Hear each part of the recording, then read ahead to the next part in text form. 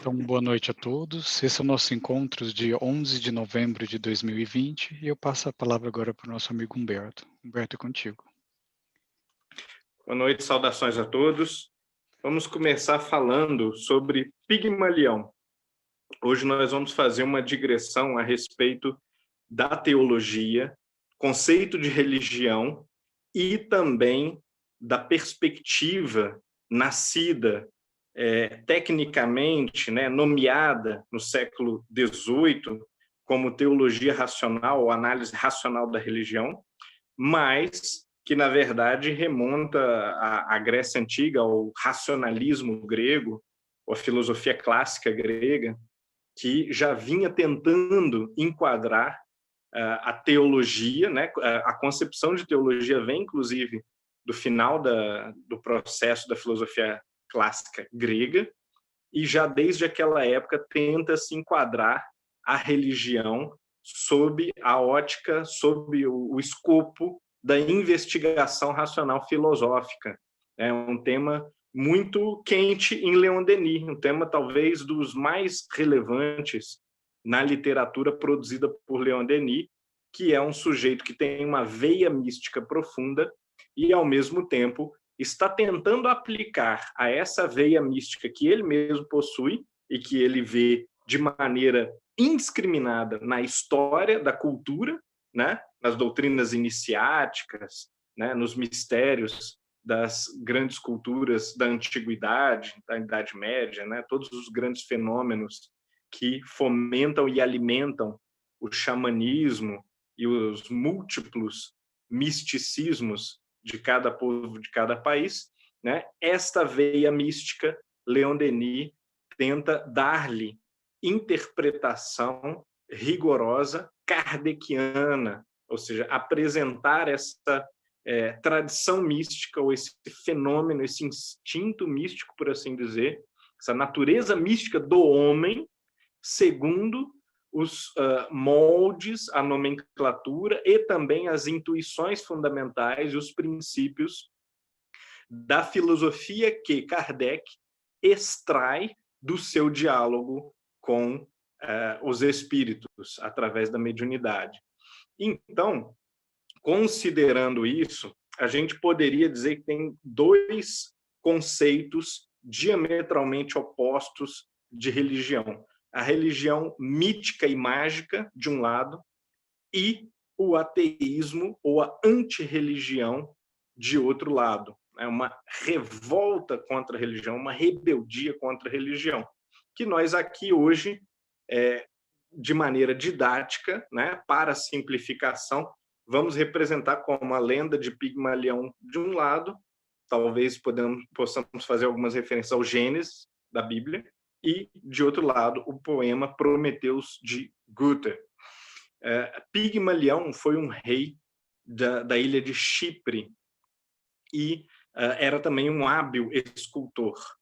Em uma das suas grandes obras, ele percebeu, enquanto polia o mármore, tinha criado uma estátua de uma mulher perfeita, belíssima, e, enquanto polia o mármore, ele foi tomado de amor por aquela obra e desejou seu coração que Zeus, o Altíssimo, concedesse a bênção de tornar carne, de infundir vida àquela estátua. Pouco depois, conta-se que seu filho, no Egito, filho de Pigmalião, profetizou a respeito da grande estiagem que atingia o Egito, causando muita fome, que se um estrangeiro fosse sacrificado, as condições melhorariam e os deuses teriam sua ira aplacada. Então sacrificou-se ele mesmo, ofereceu-se ele mesmo em sacrifício para que a situação melhorasse. Os deuses, particularmente Afrodite, a deusa do amor, compungidos pelo sofrimento de Pigmalião, realizaram aquele seu antigo desejo de ver transformada em uma mulher real a sua estátua, a sua obra-prima, sua expressão mais perfeita, de devoção, de idealização. e essa estátua, então, se tornou uma mulher, Galateia, com quem Pigmalião se casou. Essa história, ela pode parecer tão mais absurda quanto mais nós olharmos para o paganismo grego, não como uma religião, e sim como, geralmente, o homem moderno olha, como conjunto de mitos apenas.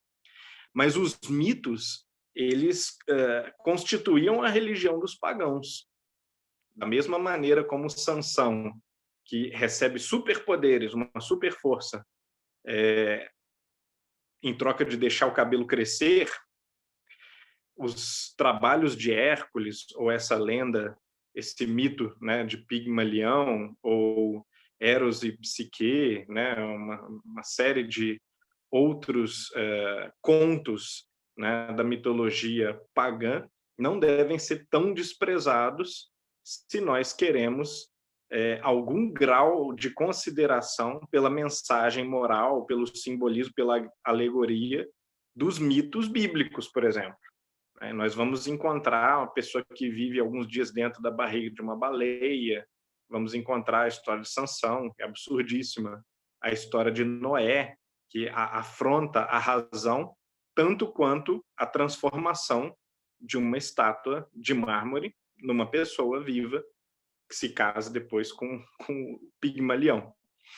Então, o processo mítico, mágico, através do qual o ser humano expressa a sua crença no divino, a sua sensação religiosa, a sua experiência religiosa, ele é um processo que naturalmente é passível da ridicularização de uma análise racional, a princípio, desmoralizadora.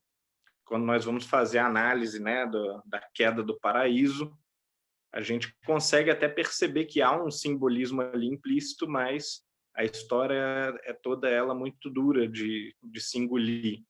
E ela também apresenta sugestões que, mesmo enquanto alegoria, não são fáceis de se tolerar. Por outro lado, com o processo de desmistificação, desmitologização, de combate mesmo às religiões, com a instauração da teologia racional por inspiração, principalmente de Spinoza, seu tratado teológico político, né, da década de 1670, e que vai culminar, né, no processo de racionalismo teológico do iluminismo, né, que inclusive envolve vários de seus admiradores, como Gotthold Ephraim Lessing, né, que era um discípulo velado de Spinoza, né, por ser cristão, tinha de ser um discípulo, de certa maneira, velado de Spinoza, né, exercer a sua admiração de uma forma muito discreta. Esse processo todo ele vai permitir que Goethe escreva o seu poema, o Prometheus, né?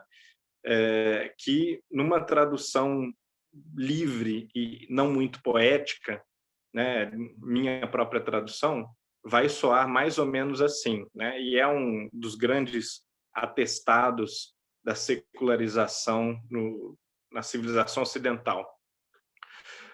Protege o teu céu, Zeus, com um véu de nuvens, e esforça-te como moço para ceifar os abrolhos e estar no cume das montanhas. Deixa-me intacta, porém, a minha terra, a minha choupana, que tu não construíste, e minha lareira, de cujo calor me negaste. Nada conheço de mais pó do sol do que vós, deuses. Vós nutris preocupados de sacrifícios e rezas a vossa majestade. E não os teríeis se não fossem crianças e mendigos, tolos, cheios de esperança. Quando eu era menino e tudo ignorava, aqui parece até ser uma alusão a Paulo, né? Volvia meus pasmos olhos para o sol, como se no alto houvesse um ouvido para minhas queixas escutar. Um coração como o meu, que se apiedasse do sofredor? Quem me sustentou contra o assédio dos titãs? Quem me salvou da morte, da escravidão? Não has realizado tudo por ti mesmo, santo, ardente coração meu? E ardes jovem e bom, enganado de gratidão, ao que dormia lá em cima.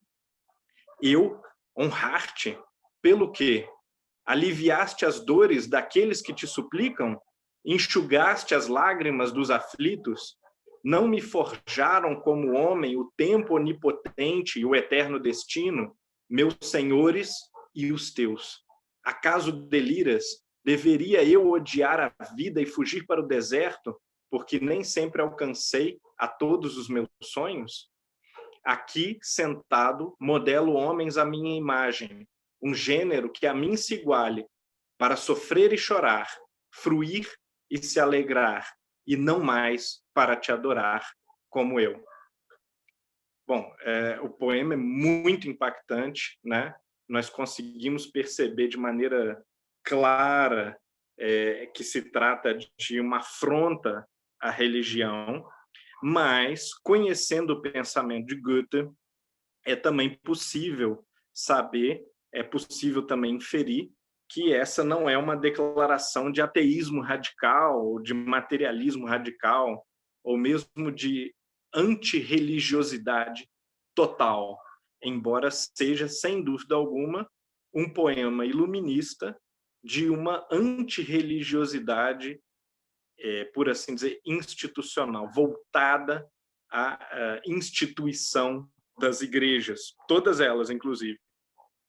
E Goethe, com orgulho, se declarou pagão, uma coisa que eu não percebi ser também uma declaração religiosa, de alguma filiação ainda religiosa.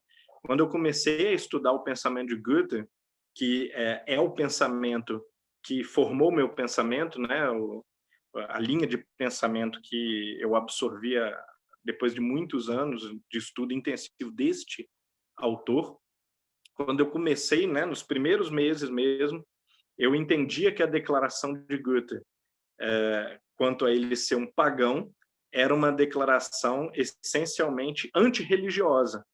E meu orientador, meu mentor, Luiz Dreyer, ele me observou o seguinte: essa não é uma declaração antirreligiosa, porque também os pagãos são religiosos. Platão, Plotino, Cícero são religiosos, são pessoas religiosas.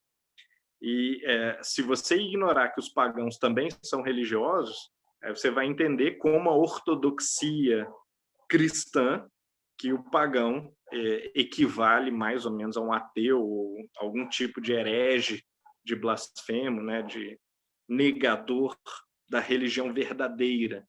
E o que Goethe queria justamente era negar ao cristianismo esse status de religião verdadeira. Isso não tem tanto a ver com o capítulo 13 especificamente, mas em toda a obra de Leon Denis, todos os livros, sem exceção, nós vamos sentir nas entrelinhas uma abordagem que é muito semelhante à abordagem de Goethe e que faz a conciliação entre o mitológico, o alegórico, o simbólico, por um lado, como o mito de Pigmalião, e, por outro lado, a crítica mais radical à religião, representada aqui pelo poema Prometeus, mas lembrando também que o poema é escrito por alguém que não compra a tese integralmente, que não é um inimigo da religião, mas é um crítico duro da religião que busca uma reforma da reforma, uma reforma do cristianismo, do cristianismo, num sentido muito mais amplo, mais filosófico e também mais humanístico, que inclua uma conciliação com as outras religiões também, né? Então, quando Goethe expressa a sua religiosidade, em alguns momentos ele parece anticristão, mas o que ele quer, no fundo, é um cristianismo que se apresente em harmonia com uma filosofia perene, subjacente, e que permita ao cristianismo se acomodar como irmão do Islã, do judaísmo, do budismo, de xamanismos indígenas, do materialismo ou de qualquer outra concepção filosófica, desde que sincera e na busca pelo melhoramento da humanidade. Se for possível, a essa concepção, qualquer que seja o melhoramento da humanidade, Goethe entendia que essa deveria ser uma concepção harmônica com o cristianismo. Mas tão radical era a sua proposta de reforma que os seus contemporâneos entendiam-no como anticristão, como inimigo da cristandade. E ele, rebelde como era, no seu tom tipicamente debochado, vai dizer: pois bem, né, eu acho que eu sou um ótimo cristão, assim como eu acho também que Spinoza, ou vários outros, Giordano Bruno, eram bons cristãos, mas se querem me chamar de anticristo ou de não cristão, eu também me sinto confortável com essa definição, porque aparentemente os grandes teólogos, os sacerdotes e os bons cristãos pouca ou nenhuma ideia possuem do que realmente é o cristianismo, de qual era a proposta real, né, de Cristo, né? Essa pessoa que não criava relações de dependência, não fomentava fanatismos, nem sectarismos e nem propunha a divisão entre os homens, e sim a união e a harmonia, a fraternidade entre eles. Então, esta proposta crítica às doutrinas e altamente favorável à religião em sentido essencial, essa sim a proposta de Kardec, a proposta de Leon Denis, e nós não os entendemos corretamente se não os enquadrarmos, não os enxergarmos na esteira desse grande processo da cultura ocidental, que é um processo de autocrítica de si mesma, enquanto uma cultura que assumiu a identidade cristã e que, em determinado momento, ali entre os séculos XV e XVIII, XIX, percebeu-se como uma cultura que queria ir além do cristianismo, não em oposição ao cristianismo, não como negação, anulação da sua identidade, mas como uma superação qualitativa que permitisse a conciliação com outras culturas ao redor do mundo. Então, esse não é um processo popular, não é um processo majoritário, mas é um processo dentro do qual nós podemos confortavelmente entender o espiritismo como um todo, né? Como um galho dessa proposta, uma proposta universalista, filosófica, autocrítica, e que, sem negar o cristianismo, entende o cristianismo como uma mensagem divina, como uma revelação, como uma mensagem universalista, e que só por má compreensão, vulgaridade, baixeza dos homens acabou sendo reduzida a uma expressão puramente cultural, limitada, voltada para um grupo de pessoas e não para todas, e engessada de modo a discriminar as pessoas que não adotassem certas regras e dogmas quase que arbitrários, né, estabelecidos sobre a mensagem de Jesus. Então, nós podemos ver que é uma visão muito crítica e que, não obstante, não é uma visão destrutiva, não é uma proposta de uma reforma ou de uma revisão destrutiva, né, da religiosidade ou do cristianismo. Mas, claro, para as ortodoxias soará assim.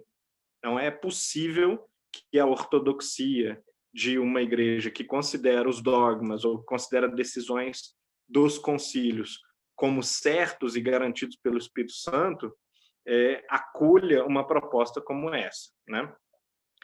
Muito bem. Voltando ao capítulo 13, né, que não tem tanto a ver com isso, mas que a gente pode ler também com apoio dessa visão crítica sobre o aspecto religioso do espiritismo, que é um aspecto harmonizado, conciliado e submetido ao aspecto filosófico, que é, por sua vez, um aspecto altamente crítico e autocrítico, né? A gente vai enxergar, então, considerando tudo isso, que Leon Denis, em primeiro lugar, ele busca a argumentação, né? Ele busca sempre quais são os argumentos para a sustentação da sua tese, argumentos que não têm a ver com fontes de autoridade, com texto sagrado, não, quando se faz referência à Bíblia ou a outras escrituras, faz-se referência enquanto repositório de intuições historicamente registradas, né? Isso é muito interessante no Espiritismo. Por isso também o Espiritismo se beneficia infinitamente de um estudo amplo da cultura, de uma erudição ampla e universal sobre a cultura humana, sobre as tradições religiosas, porque em todas elas o Espiritismo tenta enxergar fenômenos, que são fenômenos psíquicos, fenômenos humanos, fenômenos ligados à natureza moral do homem, né? Fenômenos ligados à natureza como um todo, e é a partir desses fenômenos que o Espiritismo lê as tradições, os mitos, as religiões, como todas elas tentativas de interpretação dessas realidades fundamentais. Então, nesse sentido, embora muitas vezes o Espiritismo seja qualificado como religião, ele é, na verdade, muito próximo daquelas tentativas da antropologia, por exemplo, ali do final do século XIX, de encontrar uma essência religiosa por trás ou através das religiões instituídas, ou das religiões, por assim dizer, empíricas, né? E Leon Denis, de fato, nos capítulos 13 e 14, ele levanta vários argumentos, dentre os quais dois argumentos iluministas clássicos para a ideia de reencarnação, e ele, no capítulo 14, principalmente, ele vai apresentar uma série de evidências. Eu mesmo me surpreendi relendo esse capítulo, porque não me lembrava. Entre as evidências, Leon Denis inclui as memórias espontâneas e frequentes de vidas passadas em crianças, que é justamente o grande projeto científico de Stevenson, né, na Virgínia, e que vai começar aqui já nessa época, era perfeitamente percebido. E, quiçá, a gente poderia imaginar que, antigamente, muito tempo antes disso, as pessoas tinham essa percepção. Eu, no caso, não saberia dizer, teria que estudar com cuidado, né, as tradições históricas aí do budismo, do hinduísmo, para saber se, por acaso, as pessoas tinham registro desses relatos anteriormente. Mas o que a pesquisa, principalmente do Stevenson, revela é que muitas vezes esses relatos eram abafados pelos próprios familiares. Então, quando os pais reprimem a criança, dizem: "Você está louco, isso não existe, você sonhou", e mesmo com evidências, às vezes, que chegam, por exemplo, a assustar os pais, né? Os pais continuam negando e reprimindo aquilo, com medo até do próprio fenômeno, né? É só a custo que esses casos mais espetaculares de reminiscências em tenridade, eles conseguem ser apagados culturalmente ou abafados culturalmente. Então, esse é um de vários argumentos empíricos. Temos outros aqui no capítulo 14, temos uma coleção deles. Mas eu não vou citar mais nenhum, eu vou só pedir para que, claro, novamente, todos leiam, né? O texto é mais importante do que qualquer apresentação que a gente possa fazer dele, mas, principalmente, também observar, além dos relatos e das evidências, há uma harmonização, né, que Leon Denis está fazendo de maneira muito explícita nesses 2 capítulos, entre a teoria filosófica e a evidência. E nós percebemos o seguinte: é a teoria filosófica que explica a evidência e torna a evidência mais elucidativa, por assim dizer. Muito bem. Então, voltando aqui à metade, mais ou menos, do capítulo 13. Deixa eu reencontrar aqui. Um dos pontos interessantes que merece ser lido é o processo encarnatório, quando Leon Denis diz o seguinte: o perispírito, durante o período de gestação, impregna-se de fluido vital e materializa-se o quanto baste para tornar-se o regulador da energia e suporte dos elementos fornecidos pelos genitores. Constitui, assim, uma espécie de esboço de rede fluídica permanente, através da qual passará a corrente de matéria que destrói e reconstitui sem cessar, durante a vida, o organismo terrestre. Do que ele está falando aqui? De uma espécie de blueprint, né? De um projeto ou de um molde, de um modelo organizador da biologia, né? E que precisa, inclusive, se reenergizar e ciclicamente se reconstituir, se reconstruir.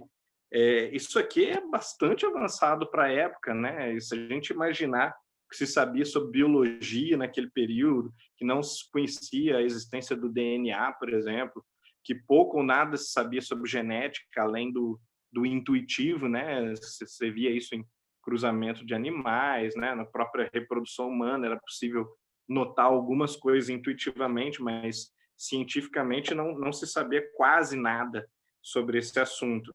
E aqui nós temos uma explicação filosófica muito consistente de por que e como as configurações corpóreas, biológicas, até psíquicas, podem se dar. Graças a ele, a individualidade e a memória conservar-se-ão no plano físico, apesar das vicissitudes da parte mutável e móvel do ser. Aqui, de novo, eu adoro frisar linguagem muito platônica, entre o mutável e o imutável, o transitório e o permanente, a alma sempre apontada como âncora da permanência do ser e a existência física como essencialmente transitória. Bom, a incorporação da alma não é, pois, subitânea, como o afirmam certas doutrinas. É gradual e só se completa e torna efetiva a saída da vida uterina. Nesse momento, a matéria encerra completamente o espírito, que deverá vivificá-la pela ação das faculdades adquiridas. Longo será o período de desenvolvimento durante o qual a alma se ocupará em pôr à sua feição o novo invólucro, em acomodá-lo às suas necessidades, em fazer dele um instrumento capaz de manifestar-lhe as potências íntimas, mas nessa obra será coadjuvada por um espírito preposto à sua guarda. Quer dizer, ele conseguiu conciliar de uma maneira muito sutil, e a gente não sabe que tipo de experiência prática Leon Denis pode ter tido nesse assunto, mas ele conseguiu conciliar a doutrina do espírito protetor, do anjo guardião, né, a ideia da força psíquica como intelectualizadora da matéria, a noção da preparação da evolução, do acoplamento, né, do espírito ao corpo num processo orgânico que é difícil de entender porque a criança não tem juízo, não tem razão, não tem memória, ela tem muito pouca noção, na verdade, percepção do que está acontecendo, ao mesmo tempo, em tenra idade, manifesta faculdades que assombram, que vão gerar em nós a percepção das crianças prodígio, das faculdades extraordinárias, também a percepção de fenomenologia mediúnica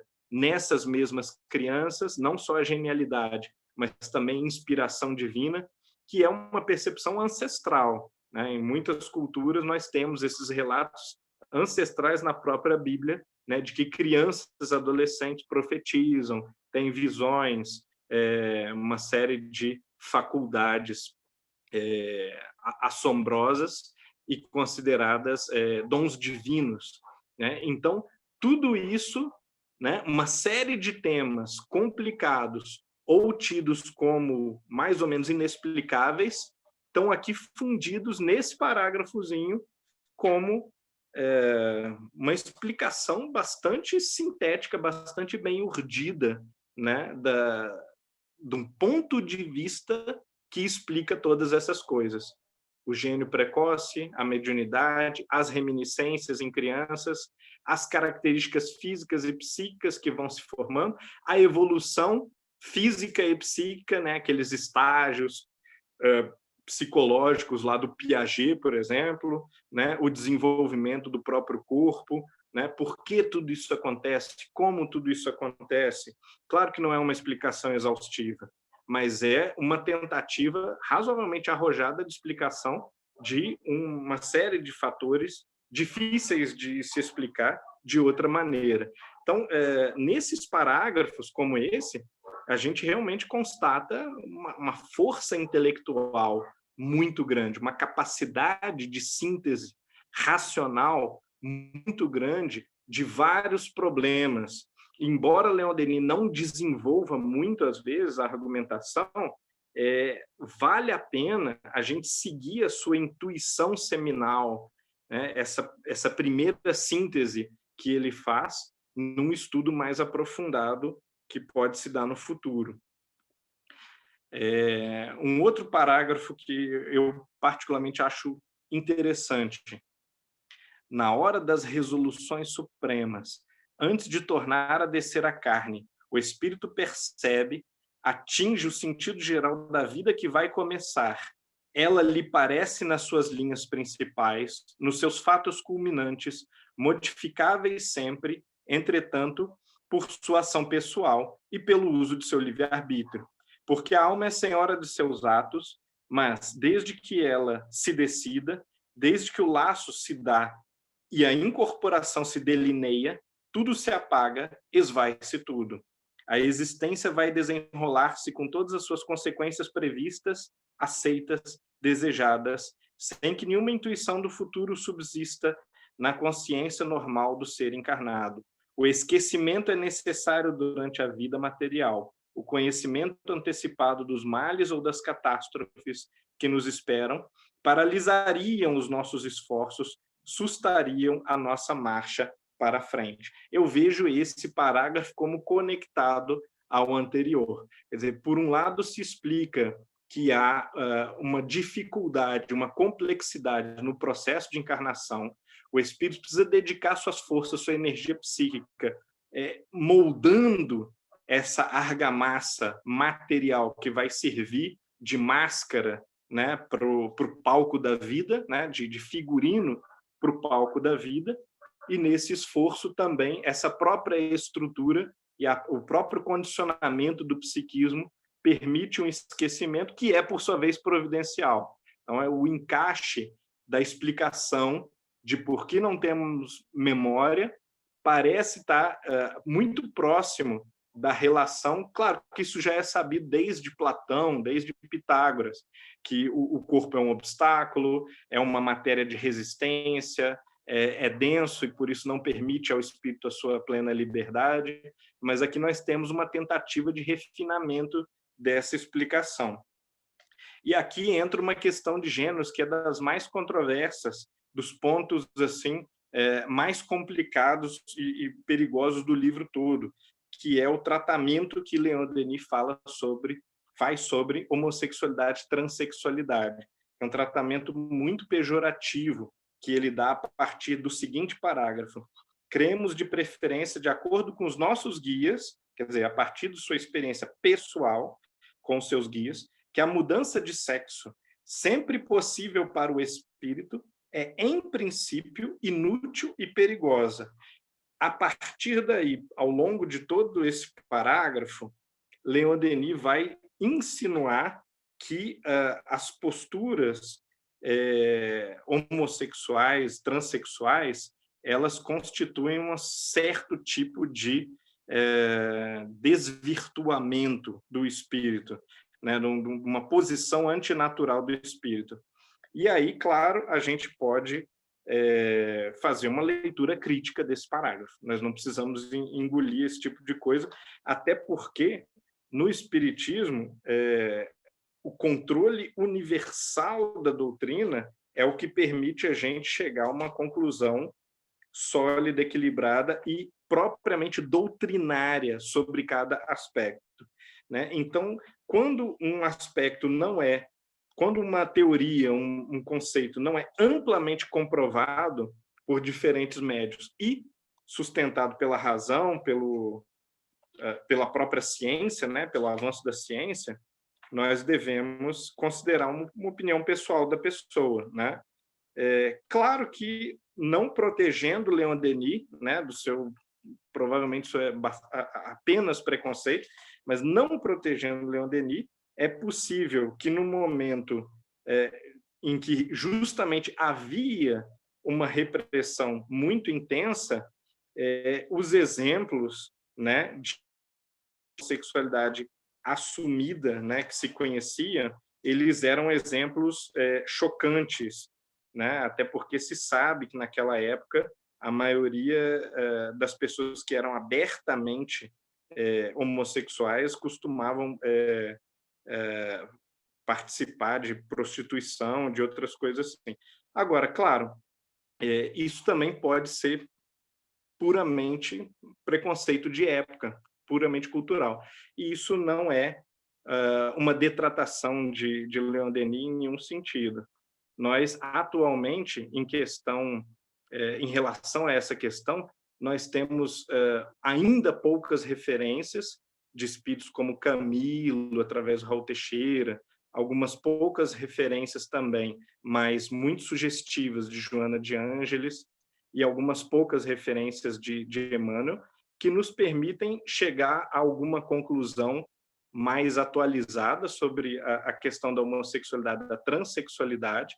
Eu recomendo a leitura de um artigo do meu amigo Daniel Salomão, que fez um estudo bastante rigoroso sobre esse assunto, e eu concordo com a conclusão a que ele chegou, que não existe ainda uma posição espírita do ponto de vista do controle universal da doutrina, mas existe uma tendência nas comunicações mediúnicas, principalmente ao longo do século XX, de se desfazer esses ataques ou essa posição altamente desfavorável e potencialmente preconceituosa da geração ali de Leon Denis até mais ou menos os anos 40, né, quando, inclusive por lei na maioria dos países, não sei se todos, mas em muitos países, existia uma proibição legal, uma perseguição legal à homossexualidade. Muito bem, vamos ficar por aqui hoje para que na próxima semana a gente possa retomar qual capítulo mesmo? 15. Vidas sucessivas, crianças prodígio e hereditariedade. Ok. A gente poderia ver se tem alguma questão e depois retomar, então, do capítulo 15, que continua essa parte sobre as vidas sucessivas. Então, Humberto. Pessoal, então, quem quiser fazer alguma interação com o grupo, manda uma mensagem aqui para mim, por favor, no WhatsApp, para a gente abrir para questões, perguntas e respostas. Enquanto isso, a gente já fica guardando as perguntas. O Jader mandou aqui uma recomendação de livro que chama Novos Estudos sobre a Reencarnação. Eu vou botar lá no grupo. Ele fala, é o 7º livro da série Pesquisas Brasileiras sobre Espiritismo, LAHPE. Pessoal, alguma pergunta?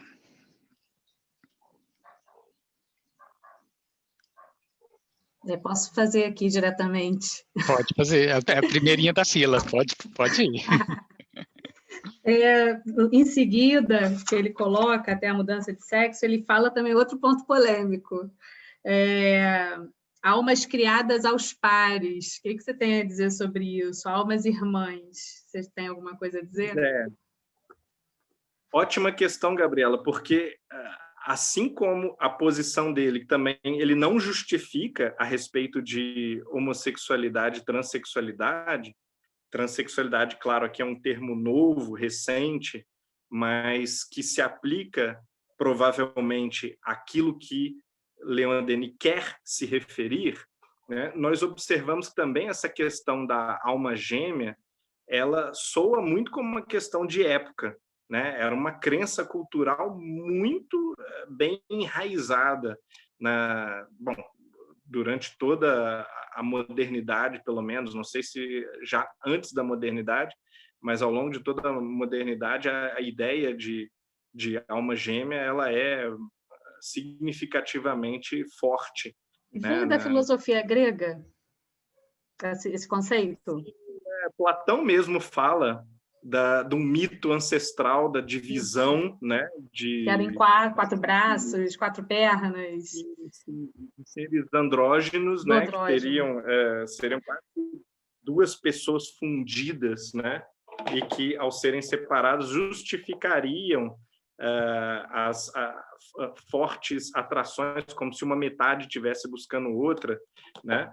Mas eu não tenho conhecimento até que ponto isso era também popular, né? Se isso correspondia a uma crença generalizada, né? Agora, a alma gêmea, né? No período do romantismo, por exemplo, foi um conceito muito exaltado, né? Eu lembro de algumas referências de Goethe, por exemplo, né? Que é um autor que eu conheço assim mais confortavelmente, né? Inclusive mais do que a Leon Denis, né? Tem algumas referências explícitas, embora claro que já como alusão poética, né? Goethe era muito pouco crédulo, muito pouco supersticioso, mas aqui, e sendo Leon Denis um místico, né, e a gente observa em outras passagens que ele flerta com muitas teorias esotéricas e místicas, embora não comprando-as, né, integralmente, mas como nesse próprio trecho, né, ele não afirma é assim e pronto, mas ele diz, segundo os nossos guias, né, eu vou dar aqui a minha opinião. Aí dá uma opinião assim muito assertiva, muito conclusiva, mas ele deixa claro que aquilo não é uma consequência inevitável nem da doutrina da filosofia dos espíritos e nem fruto de observações rigorosas, de uma ciência sobre o assunto, né? De uma investigação científica sobre o assunto. Isso aqui me chamou muito a atenção, porque o Kardec jamais disse isso, né? A questão da criação aos pares, né? Porque eu acho que se ele falasse só almas irmãs, a gente falaria um grupo, né? Enfim, né? Partiria até uma questão freudiana, da construção da psique, enfim, né? Da evolução do espírito. Agora, ele citou a questão da criada aos pares, isso acho que ele foi além. Não sei qual teria sido a fonte dele, né? Para ele fazer esse tipo de afirmação. Você acha que são as circunstâncias, o ambiente? É muito provavelmente a circunstância, né? Isso aparece também em Emmanuel, né? Inclusive há uma errata, né, no Consolador sobre isso, mas com o advento da teosofia, né, que a princípio desmembrou do espiritismo, né? Eram médiums que estavam ali integrados ao movimento espiritualista moderno, e alguns deles espíritas, propriamente, né? Eles vão se desmembrar, vão criar uma dissidência que acolhe muito bem uma série de ideias esotéricas de todas as partes, do Egito, da Índia, né?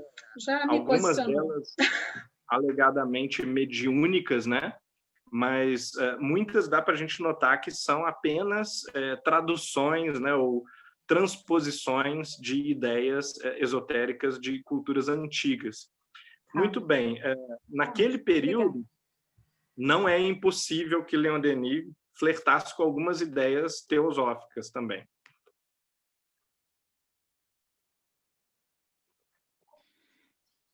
Gratidão, Humberto. Nós temos algumas perguntas aqui. Está vindo do Ian. Ele fala o seguinte: o entendimento da natura evolutiva da religião, o esforço para entender o ambiente cultural e político nas épocas dos diferentes propostas e a aceitação de que sabemos muito pouco, são fundamentais para entender as ideias filosóficas e religiosas do passado?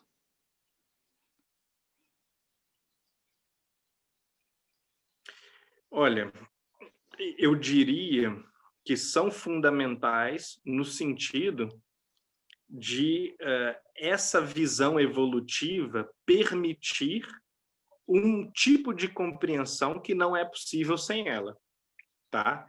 Não no sentido de que, bom, aquelas pessoas naquela época não sabiam o que estavam fazendo, porque elas não tinham visão evolutiva. Embora seja possível dizer isso, acho que é uma tese já um pouco agressiva, um pouco um pouco desqualificadora da experiência do fiel ou da experiência de um pensador daquela corrente, né?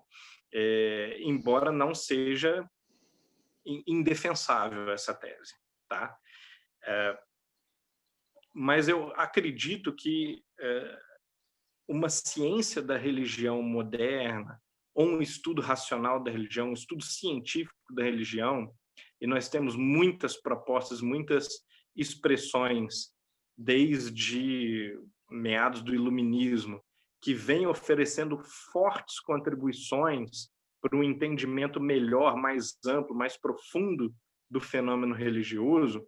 Eu acho que esta visão modernizante, ela é, sim, uma visão que permite o aprofundamento do nosso entendimento, não só do fenômeno religioso, mas também de como ele se desdobra historicamente, né? Aqui talvez, a arrogância do filósofo, né? do pesquisador, que quer entender o cristianismo melhor do que os apóstolos, quer entender o budismo melhor do que Buda e seus discípulos, que quer entender o paganismo melhor do que os sacerdotes pagãos ou os filósofos pagãos, né, como Plotino ou Próclo. E embora haja um risco de arrogância, essa é, entretanto, uma via que parece ser a via mais adequada a se tomar, porque ela é a via que nos permite continuar reinterpretando e entendendo mais profundamente esse fenômeno religioso que se desdobrou historicamente, culturalmente, mas a história e a cultura, afinal de contas, também são fenômenos humanísticos, são fenômenos históricos que estão aí à nossa apreciação. Então, com todos os cuidados, ressalvas aqui que eu coloquei, né, eu tento ser cuidadoso, mas eu acho que nós sim devemos comprar a tese que recebe maior respaldo da razão, né? Nesse caso, a análise científica das coisas é a melhor tese, é a tese que recebe mais respaldo da razão, né? E entender as culturas religiosas e as doutrinas religiosas como capítulos da cultura religiosa, como evoluindo no tempo, é algo que não só é possível, mas que merece ser feito, né? Merece a nossa atenção.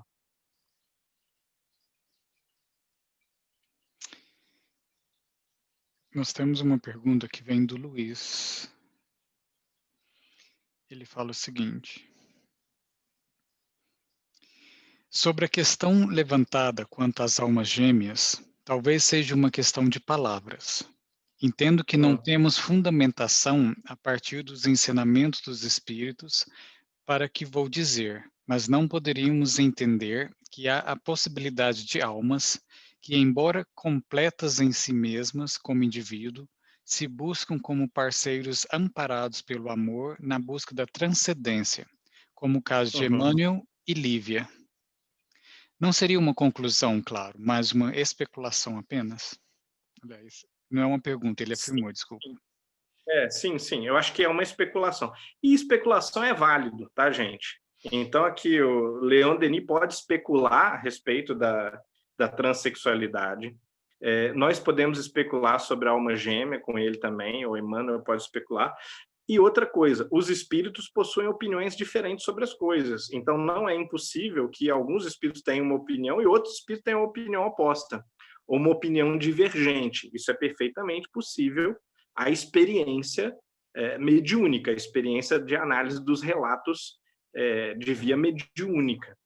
Entretanto, eu acho que a gente precisa tomar muito cuidado em separar o que é opinião e especulação, ainda que seja uma especulação com indícios, né? A gente pode ter certas experiências de vida que sugerem uma determinada especulação, ou até uma opinião mesmo, e embora isso seja válido, a gente precisa tomar certos cuidados de separar claramente o que é princípio fundamental e o que é uma observação generalizada, né, e aprovada pelo crivo da razão, que passa a constituir um fato da vida espírita ou da ciência espírita, por assim dizer, né, porque são coisas radicalmente diferentes, né? Nos princípios a gente pode se basear, nas observações seguras a gente pode se basear para tirar uma série de conclusões.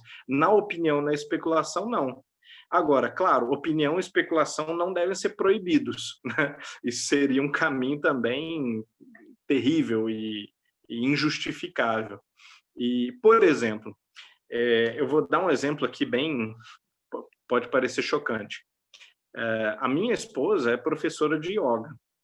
E através de muitos anos de convivência com a literatura, né, nós temos aqui na nossa biblioteca uma grande quantidade de livros sobre yoga, sobre meditação, né, e também a partir de experiência de meditação transcendental e também de exercícios de Hatha Yoga, né, da proposta meditativa e também psicossomática, né, do Hatha Yoga, nós observamos na prática certas sensações, fenômenos e até mesmo assim percepções mais ou menos claras que sugerem a existência dos centros de força ou dos chakras. E, no entanto, essa observação, a doutrina, né, da existência dos centros de força dos chakras é altamente controversa para a proposta espírita, né? Nós temos aí André Luiz, praticamente que sozinho levanta essa bola, né, e defende fortemente a ideia em mais de uma ocasião, inclusive dissertando sobre isso, né, por exemplo, em Evolução em Dois Mundos. E nós temos um silêncio ou uma ausência que é também constrangedora e que não permite a gente concluir que o controle universal do ensino dos espíritos foi aplicado à questão, né? De acordo com esse silêncio, essa não percepção do fenômeno de maneira generalizada, nós poderíamos dizer que os fatos observáveis produzidos pela mediunidade não sugerem de maneira consistente e confiável a existência de chakras ou de centros de força. E não obstante, na minha experiência pessoal, eu tenho convicção, né, através da prática da meditação transcendental, do Hatha Yoga, eu adquiri uma convicção baseada na minha experiência, na minha percepção pessoal desse fluxo de energia, seja lá do que for. Muito bem. Quer dizer que isso é um episódio antidoutrinário, né, no meu conjunto de crenças? Pode até ser que sim, mas eu creio que não. Eu acho que é um daqueles temas ainda na fronteira, sobre os quais não há conhecimento sólido, não há como chegar a conclusões seguras, e, portanto, a gente deve, humildemente, classificar a nossa posição, as nossas observações, as nossas convicções pessoais como tais, né? Então, eu classifico essa percepção como convicção pessoal, né? Eu senti isso, observei isso repetidamente, né? Então, estou razoavelmente convencido de que há alguma verdade por trás disso. Agora, caberia discutir isso. Só existe na alma encarnada? Pode ser que sim, né? Que os plexos, os órgãos sejam necessários para modular uma energia do perispírito e que é sentida como se fossem centros de força, alguma coisa assim, né? Pode ser que não, que isso corresponda a nada mais do que uma impressão sugerida pela literatura que reforça essas crenças. Então, quer dizer, isso é opinião madura sobre o assunto. Você não pode nem comprar e nem rechaçar de cara, né? E eu vi que está rolando um monte de coisa no chat aqui. Eu posso falar só uma coisa, Fabrício, rapidamente? O doutor André Moreira, ele tem livros falando sobre homossexualidade, sobre a transexualidade, é um médico bastante renomado dentro do estudo, digamos assim, do espiritismo. E, digamos assim, com a nossa experiência aqui, digamos aqui na Itália, conheço bastante gente também que, digamos assim, estão todos na frente de movimentos espirituais, movimentos espíritas, homossexuais, até transexuais. E a coisa mais bonita é que talvez justamente essas pessoas que estão fazendo um trabalho tão adiante com a doutrina, e principalmente os transexuais que adotam crianças, e é muito engraçado que a sociedade europeia aceita de uma maneira tão tranquila, mas tão tranquila, que de repente já até ela, uma das transexuais que eu conheço, ela se propôs a não estar na frente, mas todos os frequentadores disseram, não, queremos você adiante. Então, um trabalho de aceitação. Isso é uma coisa, eu acho que, digamos, se a gente está trabalhando uma ciência de experimentação, se a gente está trabalhando uma filosofia que tudo muda, então, de repente, esses conceitos, eles estão sendo, digamos assim, vindos através de determinados exemplos para a gente poder rever determinados conceitos, rever determinadas questões a nível mesmo do sexo dos espíritos, própria questão dos entos, né, que fala da questão do sexo nos espíritos e, muitas vezes, não de acordo com o que a gente pensa, mas a questão mental.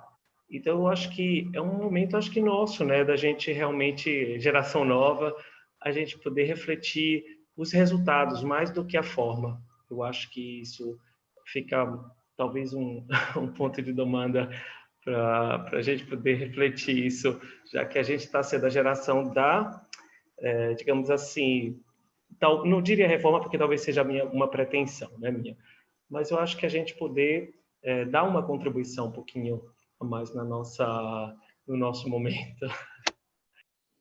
Eu concordo totalmente, Maestro. Eu acho que assim, a gente também, quando a gente fala de um texto que tem 120 anos, a gente não pode ser anacrônico, né? Entender que, claro, essa não era a mentalidade da época. De novo, por lei, né? As pessoas eram perseguidas na Europa mesmo. E após 120 anos, a realidade da consciência humana, não só a realidade legal, política, né, mudou de maneira tão dramática, tão radical, e ainda está mudando, nós ainda estamos mudando nossa percepção, os nossos conceitos sobre sexualidade, estão enriquecendo assim, aceleradamente nos últimos 30, 40 anos, principalmente, que nós não podemos comparar essas posições de hoje e daquela época. E no Brasil também, não só na Europa, né? Imagino que nos Estados Unidos também, né? Em múltiplas partes, o espiritismo, de certa forma, ele tem uma vanguarda dessa luta contra a simplificação e o reducionismo um pouco preconceituoso, às vezes muito preconceituoso, no sentido de que nós temos muitas casas presididas,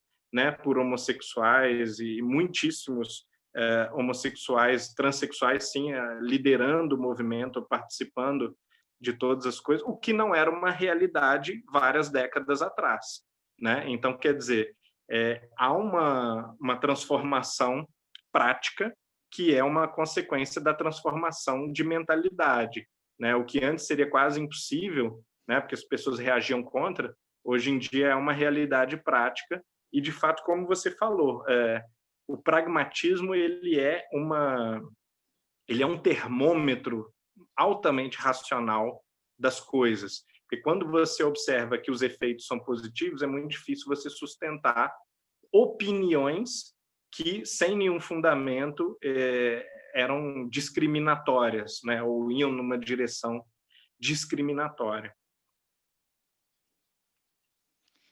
Humberto, o Vuk está perguntando qual o nome do artigo do Daniel Salomão?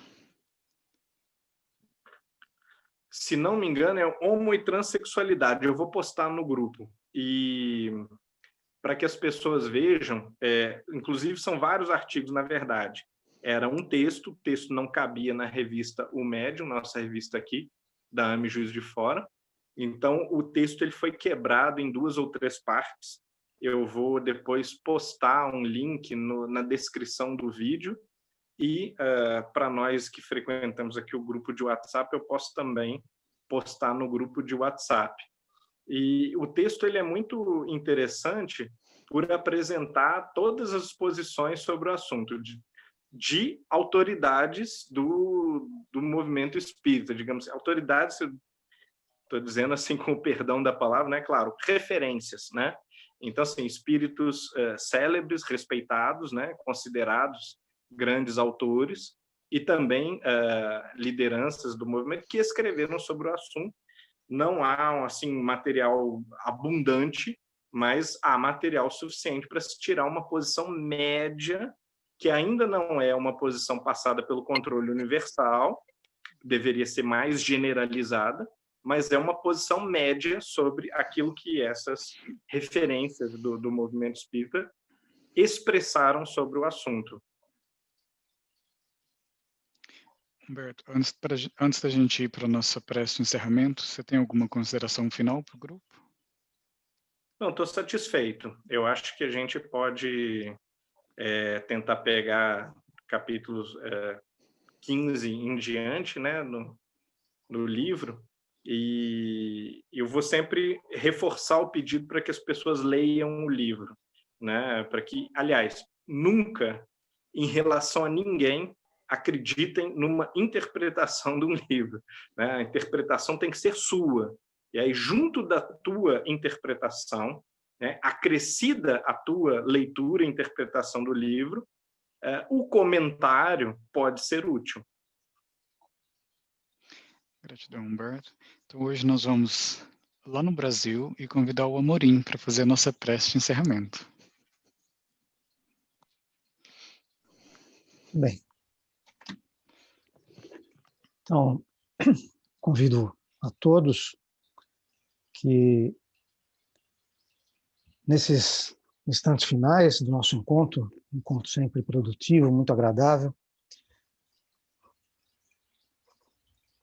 mentalizando um ambiente luminoso e que envolva não apenas a todos nós do grupo, mas todos aqueles de quem temos conhecimento, em especial aqueles que sabemos necessitados de amparo, de uma manifestação de carinho, de atenção,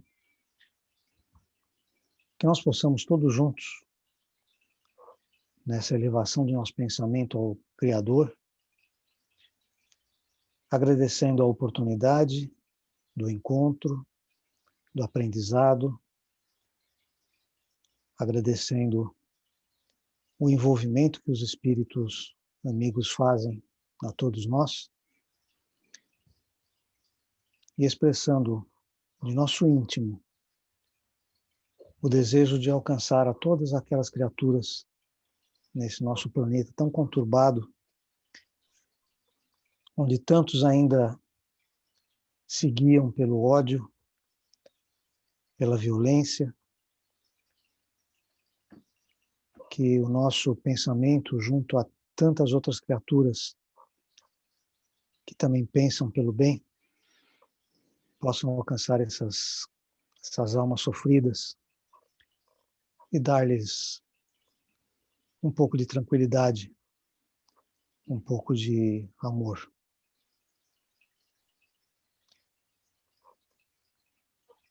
Agradecendo ao Pai e a todos os amigos, nós nos despedimos hoje. Gratidão, Amorim. Então, pessoal, desejo a todos uma boa noite e vejo vocês no próximo encontro, na próxima quarta-feira. Fiquem bem. Sem errar o horário, né? Obrigada. Obrigada. Obrigado, Fabrício.